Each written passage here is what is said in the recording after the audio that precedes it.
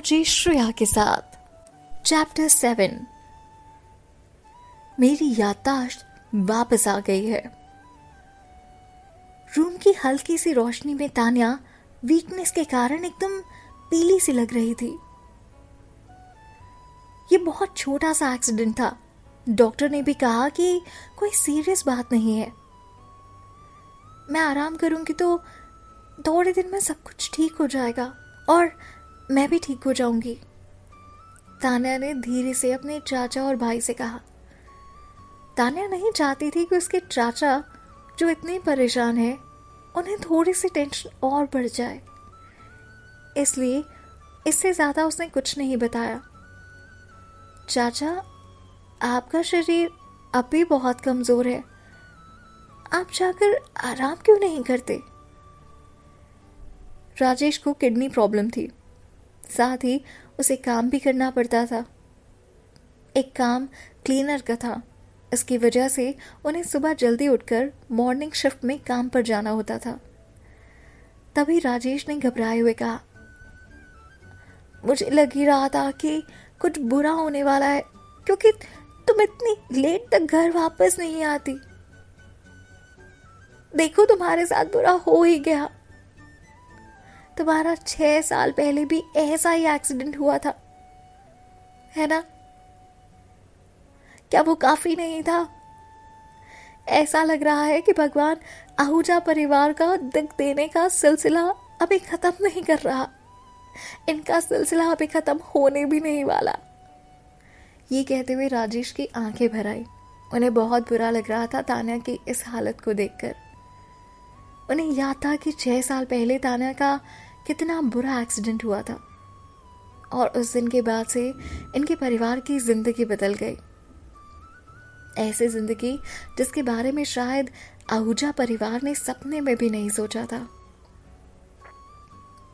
किसी के लिए भी राजेश की बातों पर बहस करना बहुत मुश्किल था, क्योंकि सच में आहूजा परिवार के साथ कुछ अच्छा नहीं हो रहा था। तान्या के पापा की डेथ हो चुकी थी।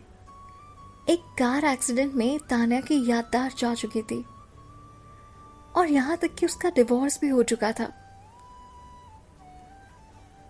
जब उसकी किस्मत इतनी खराब चल रही थी तो उसी समय राजेश को एक किडनी की बीमारी भी हो चुकी थी, जिसके इलाज के लिए उन्हें बहुत सारे पैसे चाहिए थे, जिसकी वजह से उसके पास बचे हुए जो पैसे थे वो खत्म हो चुके थे। इलाज, दवाइयां, इतना खर्चा जो हो रहा था।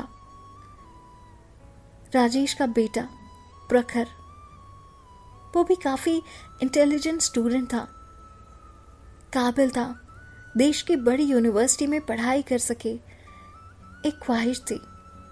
हालांकि अपनी फैमिली को इस बड़े खर्चे से बचाने के लिए प्रखर ने एक छोटे से कॉलेज में पढ़ने का फैसला किया, जहां की फीस तो बहुत कम थी, लेकिन उसके लिए इस डिसीजन से उसका फ्यूचर पर बहुत असर पड़ने वाला था।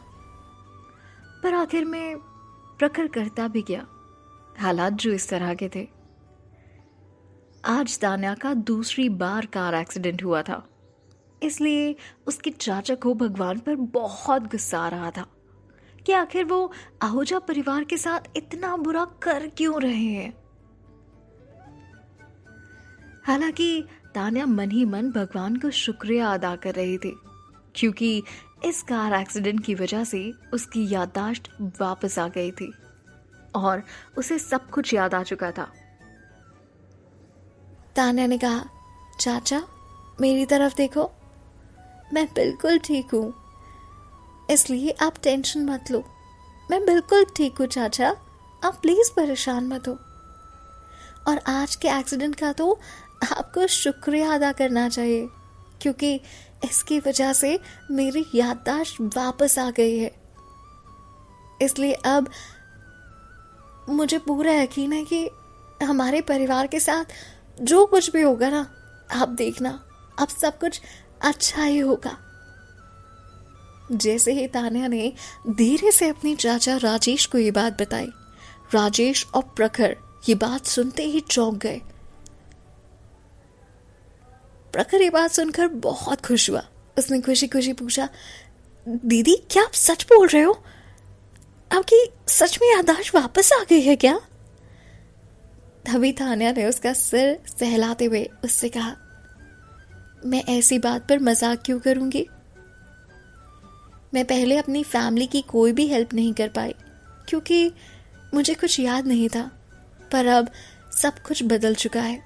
मुझे सब कुछ याद आ चुका है और तू देखना, हम सब कुछ ठीक कर देंगे।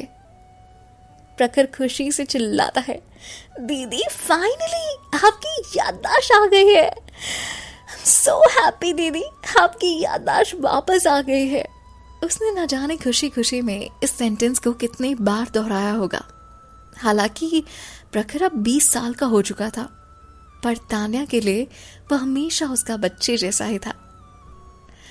हालांकि उसे न जाने क्या याद आ गया कि उसकी स्माइल जैसे गायब ही हो गई। वहीं दूसरी तरफ राजेश एक अलग ही तरह की जिंदगी को देखता था, इसीलिए वो तान्या के लिए बहुत खुश था। उसे इस बात का बिल्कुल भी होश नहीं था कि किन हालातों में तान्या की याददाश्त वापस आई होगी। ऐसा क्या हुआ जो तान्या की याददाश्त वापस आ गई हो, और याददाश्त वापस आने के बाद पिछले कुछ सालों में जो सारी बुरी यादें हैं वो किस तरह वो संभालेगी। आखिर बुरी यादों का कोटा कम तो ना था, पर प्रखर को सब समझ में आ रहा था। उसे डर लग रहा था कि याददाश्त जाने के बाद और आने से पहले तान्या के साथ जो कुछ भी हुआ, उसके बाद उसका खुद को संभाल पाना बहुत बहुत ज्यादा मुश्किल होगा। साफ साफ कहें तो तान्या के लिए ये सब कुछ एक्सेप्ट कर पाना आसान नहीं था। हालांकि तान्या उन लोगों में से थी जो अपने पास्ट में ही खोए रहते, इसलिए उसने जल्द ही खुद को संभाल लिया। तान्या काफी थकी हुई थी। थोड़ी देर अपनी फैमिली के साथ बात करने के बाद तान्या अपने रूम में आराम करने चली गई। राजेश भी सोने के लिए चले गए। उनकी भी तबीयत ठीक नहीं थी। जैसे ही तान्या सोने लगी, उसने अपने बेडरूम का दरवाजा खटखटाने की आवाज सुनाई दी। प्रखर था दरवाजे के उस पार। उसने पूछा, दीदी आप सो गए क्या? तभी अंदर से तान्या ने उसे आवाज देकर कहा, नहीं, मैं जाग रही हूं, आ जाओ, अंदर आओ। प्रखर रूम का दरवाजे को धक्का देकर अंदर आया। उसके हाथ में तान्या के लिए हल्दी वाला दूध का ग्लास था। दूध का ग्लास बेड के साइड में रखे हुए टेबल पर रखते हुए प्रखर ने कहा, दीदी मुझे ना चिंता हो रही थी कि आपने सुबह से कुछ खाया नहीं था, इसीलिए मैंने ये हल्दी वाला दूध तैयार किया है आपके लिए। आप इसे पी लो, आप देखना जल्दी से ठीक हो जाओगी। और हाँ, ध्यान से, बहुत गर्म है। तान्या अपने बेड के साइड पर खड़े हुए प्रखर को देखने लगी। उसे याद आया कि 6 साल पहले एक घर की कीमत क्या। इस बच्चे की आंखों में एक अलग सी चमक थी और उसका दिल बहुत बड़ा था।